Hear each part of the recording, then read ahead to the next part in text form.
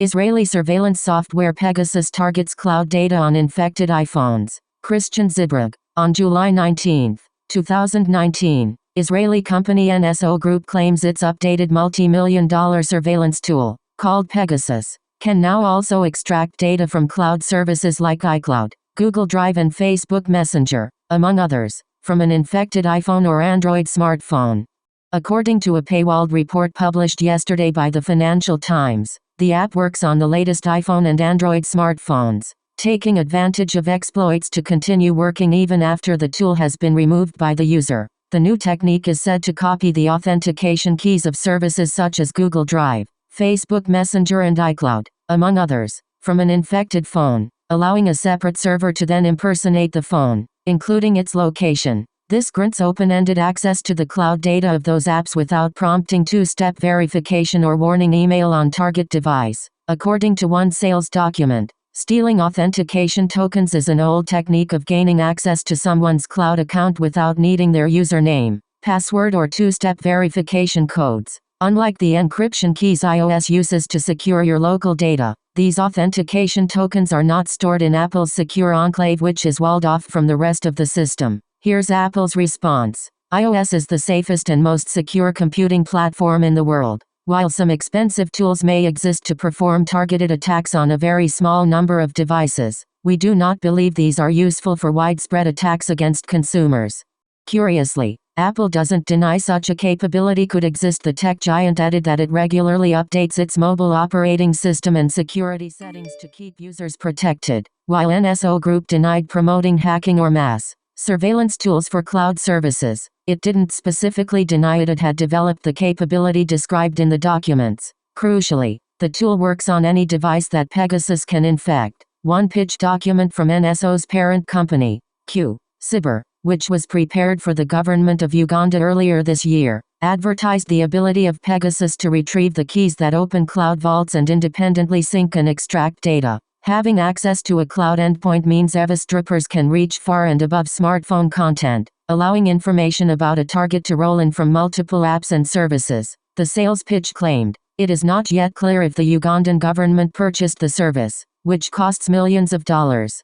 Take NSO Group's claims with a grain of salt. This isn't the first time someone made bold claims as to bypassing the security features of Apple's custom-designed chips and the iOS software powering iPhone and iPad. It's true that law enforcement doesn't shy away from paying millions of dollars in fees for rights to use such software. It's also true that the FBI eventually turned to Pegasus in order to unlock a phone belonging to the San Bernardino shooter. However, it's also true that this was an older iPhone without Apple's secure enclave cryptographic coprocessor, which provides full disk encryption and hardware protections for the disk encryption keys. Yet, tools like Pegasus might have been used to hack even modern iPhones. But that's because their owners were foolish enough to install a rogue app that included malware. Other techniques include installing an invisible VPN to sniff network traffic, cracking a weak passcode, or exploiting a major oversight on a user's part which can open an attack vector. It doesn't look like Pegasus exploits an iOS vulnerability to get to your cloud data. One of the pitch documents offered an old-fashioned way to thwart this kind of eavesdropping, changing an app's password and revoking its login permission. That cancels the viability of the replicated authentication token until, according to the document, Pegasus is redeployed. Yes, iOS exploits do exist and some of them get never disclosed, but Apple's aggressive software update mechanism installs patches swiftly. To my knowledge, no security company has yet to claim unambiguously that it can hack into the latest iPhones. Pegasus was recently used to hack WhatsApp via an undisclosed vulnerability. WhatsApp has since closed the loophole and the U.S. Department of Justice is investigating. Thoughts?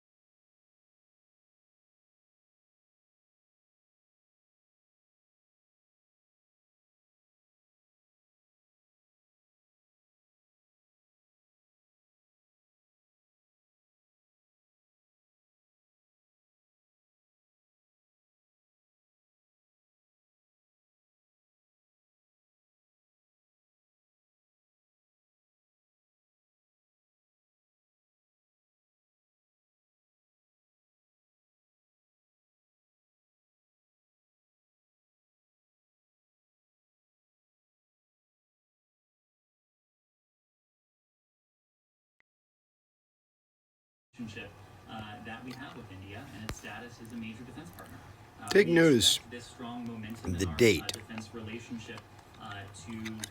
The bottom of the legal and regulatory page on my iPhone 8. This date, July 29th, 2019. This date comes up exactly like this on every one of my iPhones. That same date in the same spot in this page. I bought several since July, the end of July in 2019, when I noticed some weird things going on with my phone. Then I noticed that my device was compromised. It was hacked.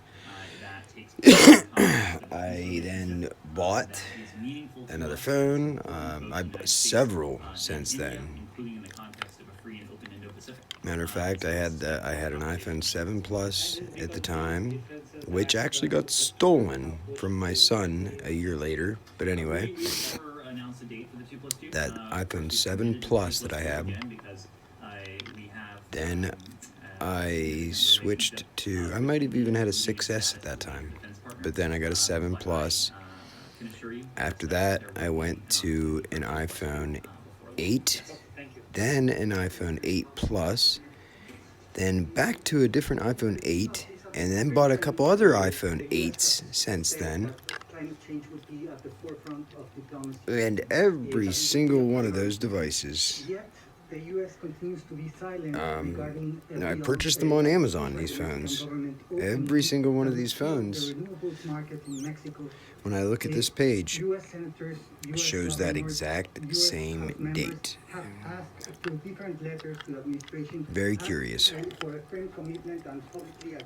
Matter of fact, one of the phones I purchased, an iPhone 7 from Amazon, I didn't even set it up, and it was already compromised. Already. Before even activating it, I never put an Apple ID into it or anything. Never even got it started. And it was compromised. So I contacted the seller and initiated a return. And I was sent a return label, and once they received a tracking number, they would issue the refund. Okay. About a week later, I got an email from Amazon or that seller saying that they got the tracking information and the refund was issued, and I should see it in a couple days. Sure enough, I checked, and they issued me a refund. Here's the catch. I never sent the phone back. I never sent that phone anywhere. So, what phone did I have? What iPhone 7 did I have? And who sent them a phone? I'm assuming that they sent back, somebody sent them back the same phone that they sent me. I just never got it. Somebody else intercepted it on the way and sent me a different device that already had Pegasus pre-installed on it. Because these sellers don't just go issuing $200 refunds to people without getting a device back. As a matter of fact, I emailed them and asked them if they got a device back. I believe they said yeah, and that it was left at that. But I still have the iPhone 7 that I was sent from somebody, and I also have the the receipt and the purchase information from the original purchase from that particular iPhone 7, along with every other one that I've purchased. And I believe that there is a plan or whatever in the works. There was a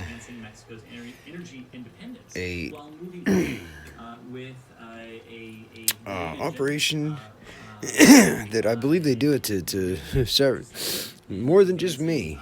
That it's common practice for them to use the FedEx and the United States Postal Service and UPS.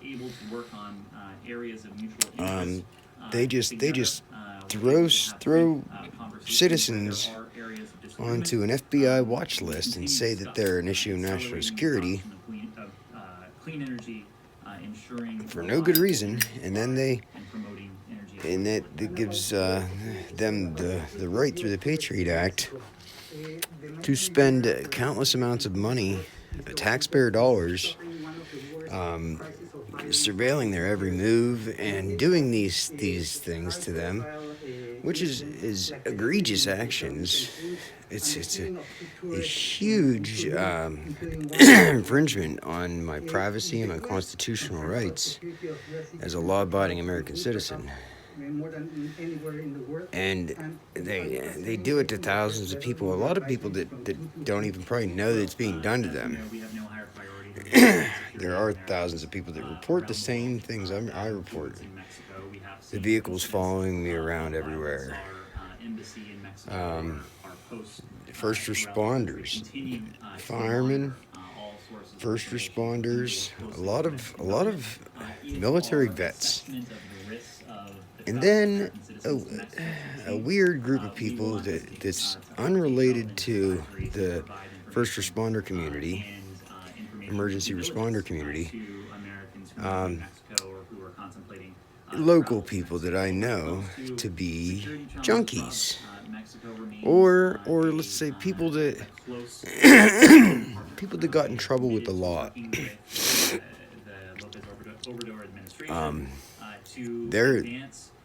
They're at the bottom of the bottom of the pyramid, the bottom of the food chain, so to speak. They're doing the dirty work because the people that are pulling the strings, they know that the activities are illegal, so they're not going to do it. They're going to have the criminals do it. They're going to have the criminals stalk their victims and fuck with their victims' devices and internet, and also a mass smear campaign of slander, both the slander and the libel, written defamation of character. And I have evidence, a significant amount of evidence and proof of both. So, I'm not in the practice of going out of my way to cause someone else problems. I have thick skin, and it doesn't really bother me that much, so for the most part, in the last year and a half, I've let it go. I record the information, I document it, and then I forget about it.